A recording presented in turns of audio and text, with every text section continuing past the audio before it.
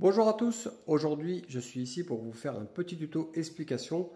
Donc en fait je viens vers vous pour vous faire une petite vidéo pour vous expliquer comment fonctionne une moto RC. J'ai eu beaucoup de commentaires lors de mes précédentes vidéos, comment ça fonctionne, comment ça tient, à quelle vitesse ça va, comment on le pilote, avec quoi on pilote. Bref, j'ai reçu un tas de questions auxquelles j'ai essayé de répondre, auxquelles j'ai pas pu répondre à toutes les questions parce qu'il y avait des questions répétitives. Donc je vais vous expliquer un petit peu dans le global comment fonctionne une moto RC. Donc ça, c'est une moto RC en version brushless, donc ce qu'on appelle version électrique.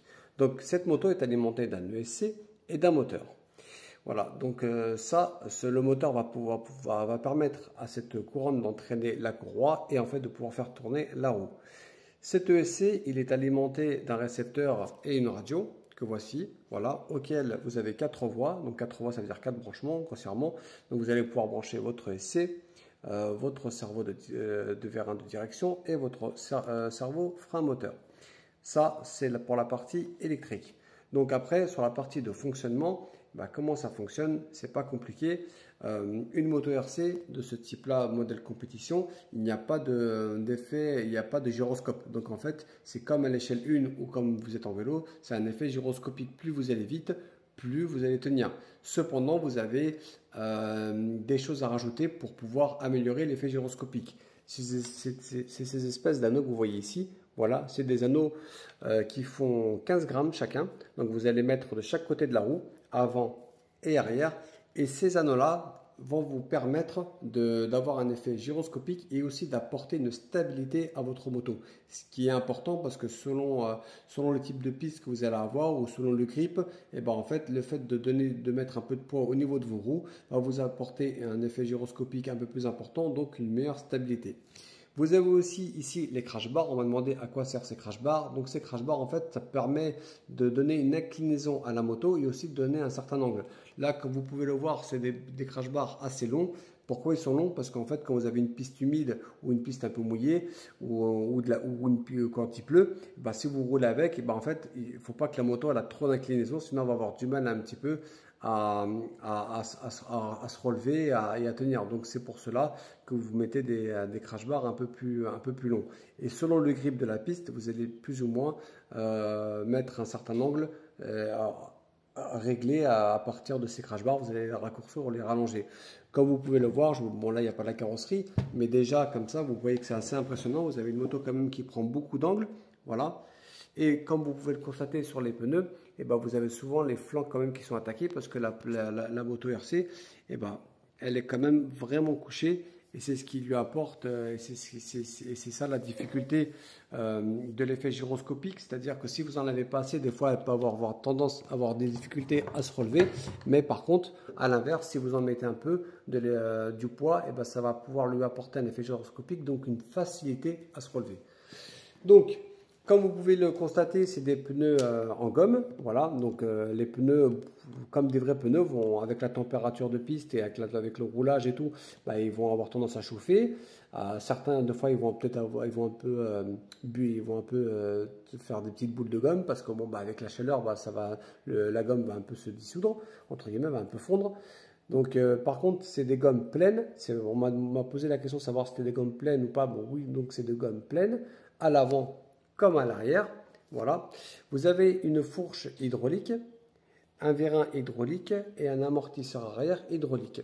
Voilà. À l'intérieur, vous avez des huiles avec des viscosités différentes, en fait, qui en vente en commerce, qui peut aller de la 200 à la 2000, à la 50 000, à la 1 million. Bref, vous avez plusieurs types de grades d'huile. Là, cependant, pour ce type de moto, je suis en 500 avant, 400 au vérin et 500 à l'amortisseur arrière. C'est ce qui préconise sur ce type de moto et c'est ce qui permet à la moto d'avoir un bon fonctionnement. Donc, je pars sur ce setup de base. Voilà. Donc après, pareil, sur ce type de moto, vous avez deux configurations différentes. Vous avez les versions stock, ce qu'on appelle un moteur spécifique, ça veut dire un moteur 13,5 tours.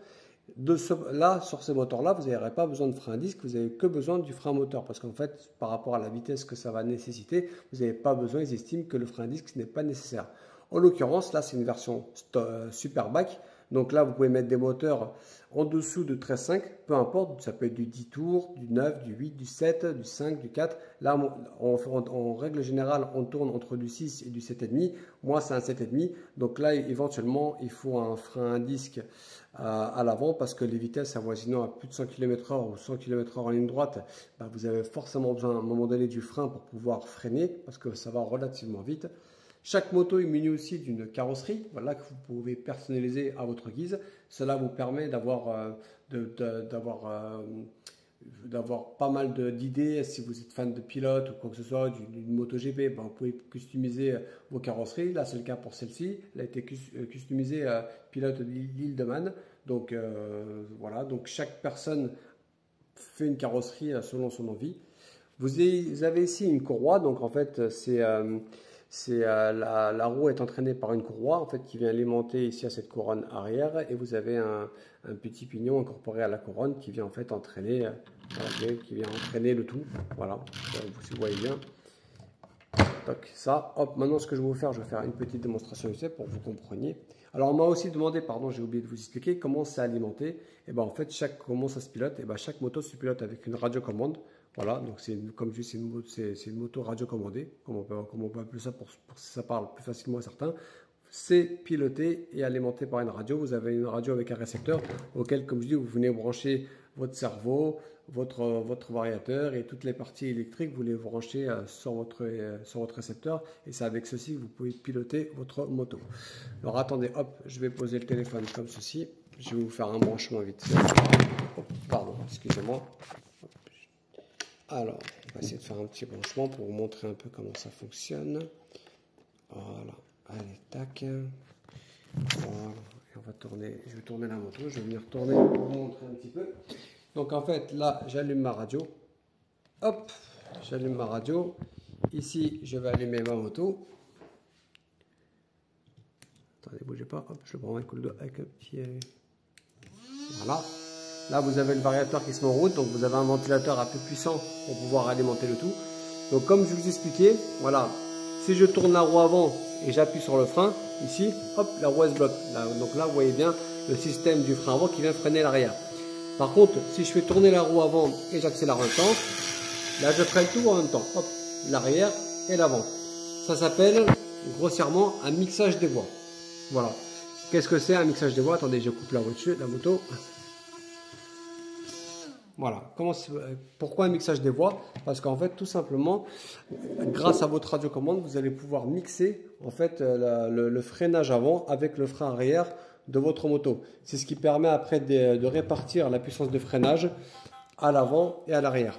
Par exemple, sur une moto RC, comme un peu à l'échelle 1, vous aurez plus tendance à avoir plus de frein avant que l'arrière. C'est-à-dire que moi, par exemple, sur la moto RC, je suis à 70-80% de frein avant et 20% à l'arrière. Vraiment, le fonctionnement d'une moto RC, quoi. Donc, une moto RC, c'est vraiment à l'échelle 1, franchement, vous reproduisez pratiquement les mêmes choses en termes techniques, c'est-à-dire en termes de freinage, en termes de répartition de freinage, voilà, le pilotage, la manière comment ça s'incline, etc. C'est vrai que c'est très ressemblant à l'échelle 1.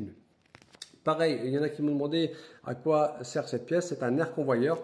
Cet air convoyeur est une pièce qui va diffuser de l'air pour refroidir votre essai et elle peut aussi faire office d'effet gyroscopique sur la moto. Donc, je vous montre un petit peu aussi le tour de la moto en global. Vous voyez, c'est une moto qui est full en carbone, full en alu. Voilà. Donc, tout est hydraulique hein, sur la moto, que ce soit l'amortisseur arrière, le vérin et tout. Donc là, je vous montre un petit peu la fourche. Vous voyez, hop. Fourche hydraulique, voilà, que vous pouvez régler le rebond de la fourche selon votre type de piste. Vous avez un vérin hydraulique aussi également, vous voyez. Hop. Et vous avez l'amortisseur arrière. Voilà. Donc en fait, il n'y a pas. En fait, une moto RC, c'est assez simple dans la conception, mais c'est plutôt bien réalisé parce qu'en fait, on se demande presque comment des fois ça peut fonctionner aussi bien et surtout que ça tienne aussi bien. Mais ça, c'est un peu comme je vous dis, comme l'échelle 1 en fait. Plus vous irez vite et plus la moto aura un effet de grippe et un effet gyroscopique plus important. Et c'est là que ça fait toute la différence. Donc j'espère que cette vidéo vous aura plu. C'était une vidéo un peu pour faire le retour par rapport à tous vos messages qui m'avaient posé tellement de questions. Donc je vous expliquais à peu près comment ça fonctionne. avec quoi. J'espère que cette vidéo vous sera ludique et vous apportera des questions. Vous pouvez retrouver ce type de moto dans les magasins Loisirs 88, M1, RG Evolution et autres. Merci à tous, passez une très bonne journée, à bientôt.